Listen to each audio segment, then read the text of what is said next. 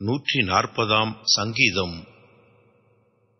கர்த்தாவே, பொல்லாத மனுஷனுக்கு என்னை தப்புவியும், கொடுமையுள்ளவனுக்கு என்னை விலக்கி ரட்சியும். அவர்கள் தங்கள் இருதயத்தில் பொல்லாப்புகளை சிந்தித்து யுத்தஞ்செய்ய நாள்தோறும் கூட்டங்கூடுகிறார்கள்.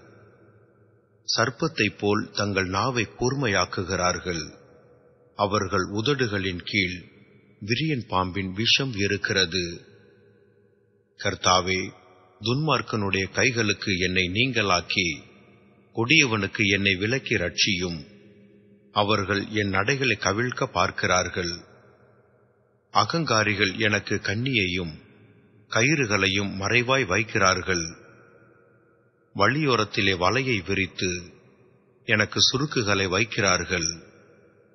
நான் கர்த்தரை நோக்கி, நீர் என் தேவன் என்றேன்.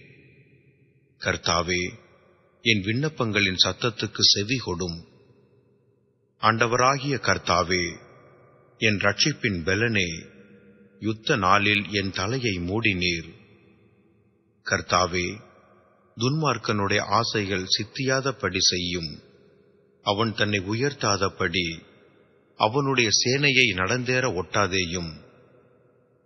என்னை வளைந்து கொள்ளுகிறவர்களுடைய உதடுகளின் தீவினைகள் அவர்கள் தலைகளையே மூடுவதாக. நெருப்பு தழல் அவர்கள் மேல் விழுவதாக.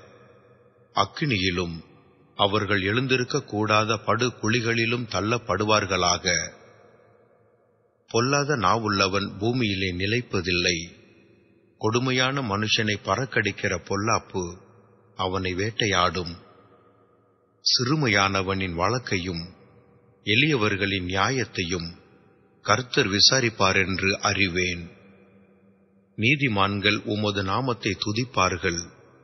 செம்மையானவர்கள் உமது சமூகத்தில் வாசம் பண்ணுவார்கள்.